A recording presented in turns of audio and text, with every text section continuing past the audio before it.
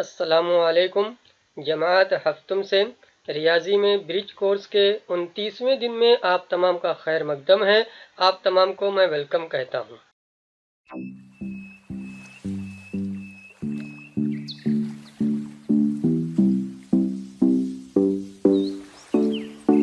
29वें दिन में हमें जो हिस्सा देखना है वो है यक मुतगय्यरी मसावातें। यक मुतगय्यरी मसावात की आसान मिसाल हल करना। मुख्तलिफ किस्म की मिसालें जो रहेंगी उन्हें हम लोग यक मुतगय्यरी अल्फ़ाबेट एक मुतगय्यर इस्तेमाल करके हल करने की कोशिश करेंगे। जैसे आपको इन्होंने मोहित के पास कुछ बयाज़ें थी, इसके वालिद ने इसे मज़ीद 6 बयाज़ें दी तो इसके पास 15 बयाज़ हो गई। तो पहले इसके पास कितनी बयाज़ें थी, इसके ताल्लुक से उन्होंने एक मिसाल ली है और डिटेल में उन्होंने सॉल्व करके बताया है। आगे बढ़ेंगे तो उन्होंने चलो मश्क करें का हिस्सा रखा है और उसके अंदर दो भाइयों की मिसाल लेकर के उन्होंने मिसाल को हल करके बताया है। इसी तरह से सानिया के ताल्लुक से भी एक मिसाल है जो उन्होंने हल करके बताई है। आगे बढ़ेंगे आप लोग तो आपको हल कीजिएगा हिस्सा है। इसके अंदर सवाल नंबर 1 के अंदर इस तरह की दो मिसालें हैं।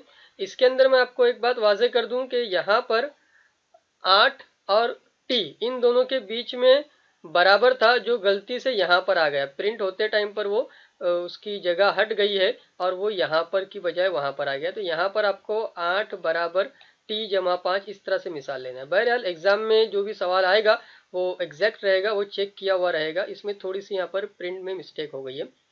उसके बाद दो मिसालें इन्होंने रखी हैं जो यक मुतगय्यरी या एक अल्फ़ाबेट की मदद से हमें सॉल्व करके देखना रहेगी। तो चलिए डिटेल में इसे हम समझते हैं। यहाँ आपको देखने मिलेगा हल कीजिए में दर्ज झेल मसावात हल करें। उसमें आपको दो सवालात हैं। पहला है जिसके अंदर जैसे मैंने अभी आपको वाजे किया कि 8 बराबर टी जमा 5, यहाँ पर हमको बराबर मान करके हल करना है। ठीक है, ये जो बराबर है वो गलती से यहाँ पर आ गया है जो कि यहाँ पर था। ठीक है, तो पहले सवाल का बराबर यहाँ से प्रिंट ना होते हुए बल्कि वहाँ पर थोड़ा हट गया है। कंप्यूटर में वो प्रिंट करते टाइम पर या सेटिंग करते टाइम पर थोड़ा सा यहाँ से वहाँ चला गया वो। बहरहाल इसको कैसे सॉल्व करेंगे, क्या क्या स्टेप्स रहेंगी, इसको हमें डिटेल में समझना है। तो सबसे पहले ये हमारा पहला सवाल है 8 बराबर टी जमा 5। देखिए मैंने ये बराबर यहाँ पे लगा दिया है। ठीक है, अब उसको जब हल करेंगे आप लोग तो हल करते वक्त जो सवाल का हिस्सा है जैसा कि वैसे ही यहाँ पर हमने उतारा है 8 बराबर टी जमा 5। इसको हमने कुछ भी चेंज नहीं किया है। सवाल का हिस्सा जैसा था वैसे के वैसे ही हमने यहाँ पर उसको कॉपी कर लिया है। उसके बाद आपको ये समझते आना चाहिए कि जहाँ पर अल्फ़ाबेट है, जहाँ पर वेरिएबल टी है, उसके साथ में जमा 5 है। उसके साथ में क्या है, जमा 5 है। तो हमें दोनों तरफेन में से 5 को हटा देना है। ये जमा 5 है, जब यहाँ हम लोग नफी 5 करेंगे तो ये जमा 5 ये नफी 5 एक दूसरे को खत्म कर देंगे और टी का हमारे पास जवाब आ सकेगा। आपने इससे पहले भी ये बातें सीखी होंगी। तो यहाँ पर हम लोग क्या लिखेंगे कि तरफेन में 5 तफरीक करने पर, जब 5 तफरीक करेंगे तो आपको ये हिस्सा इस तरह से दिखाई देगा। ये 8 देखिए आप वैसे के वैसे ही आपका है।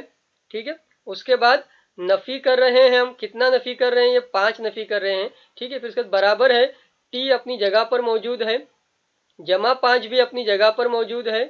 ठीक है, और उसके बाद हम लोग अपनी तरफ से क्या कर रहे हैं, नफी 5 कर रहे हैं। तो लेफ्ट साइड में भी हमने नफी 5 किया, राइट साइड में भी हमने नफी 5 किया, यानी दोनों जगह से हम सेम सेम नफी कर रहे हैं, यानी हम कोई बेईमानी नहीं कर रहे हैं। ठीक है, तो 8 नफी 5 करेंगे तो यहाँ पर हमारा जवाब बनेगा 3, जबकि यहाँ पर ये जमा 5 और ये नफी 5 एक दूसरे से कैंसिल होने वाले हैं और सिर्फ बचेगा टी। तो आपको देखने मिलेगा 3 बराबर टी। इसी को हम लोग लिख सकते हैं टी बराबर 3 और इसको थोड़ा सा हम लोग इस तरह से डेकोरेट कर सकते हैं। फाइनल आंसर हमारा इस तरह से पहुंच सकते हैं। दूसरा सवाल जो हमारे पास है उसमें लिखा है उन्होंने p बटे 4 बराबर 9 बराबर। तो आखिरी का ये जो बराबर है ये मैंने पहले भी वाजे कर दिया आपको, वो गलती से वहां पर प्रिंट हो गया है। हमको सवाल इस तरह से देखते आना चाहिए p बटे 4 बराबर 9।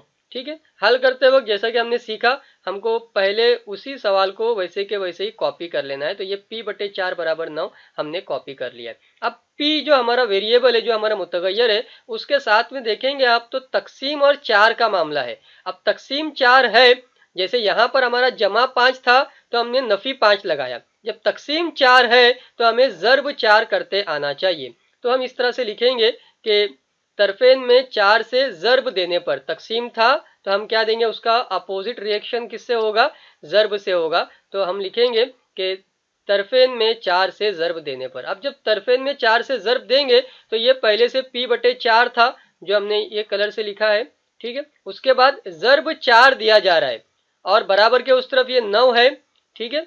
और उसमें भी हम लोग क्या कर रहे हैं, ज़र्ब 4 दे रहे हैं। तो लेफ्ट साइड में भी ज़र्ब 4, राइट साइड में भी ज़र्ब 4, यानी कहीं पर भी हमने कोई बेईमानी नहीं की।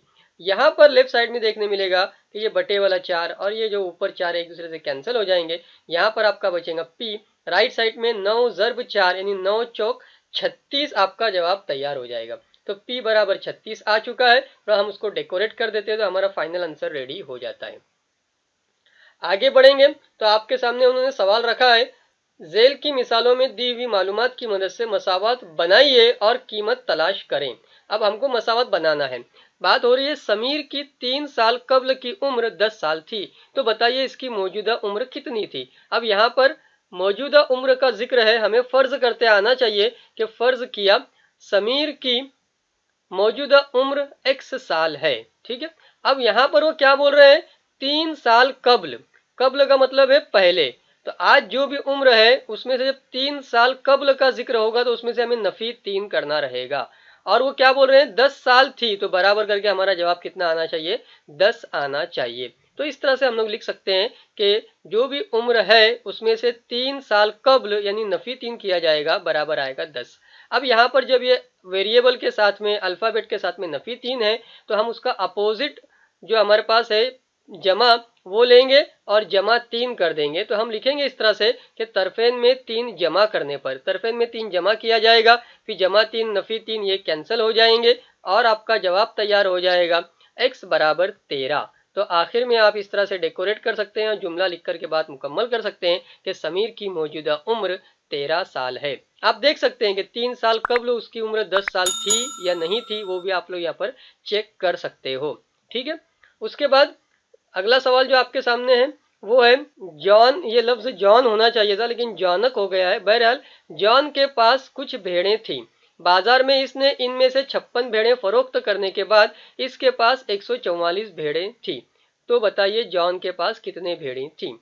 यहाँ पर आपको फर्ज करना है कि फर्ज किया जॉन के पास x भेड़ें थी। अब वो क्या कर रहा है, 56 भेड़ें फरोख्त कर रहा है, फरोख्त कर रहा है यानी उसकी भेड़ें कम हो रही हैं और कितनी भेड़ें उसके पास बच रही हैं, 144। तो इस x में से नफी करेंगे 56 तो बराबर आएगा 144। तो इस तरह से हम लिख सकते हैं x नफी 56 बराबर 144। ये नफी 56 है तो हमें तरफेन में जमा 56 करना रहेगा, जमा 56 किया जाएगा, फिर ये जमा 56 और नफी 56 एक दूसरे से कैंसिल हो जाएंगे और आपका x का जवाब 200 तैयार होगा। उसे डेकोरेट करेंगे और फाइनल सेंटेंस लिख करके बात मुकम्मल कर लेंगे। मुझे उम्मीद है कि आपको सारी बातें साफ साफ और वाज़ेह तौर पर समझ में आ चुकी होंगी। आखिर में आप तमाम का बहुत बहुत शुक्रिया। अल्लाह हाफिज।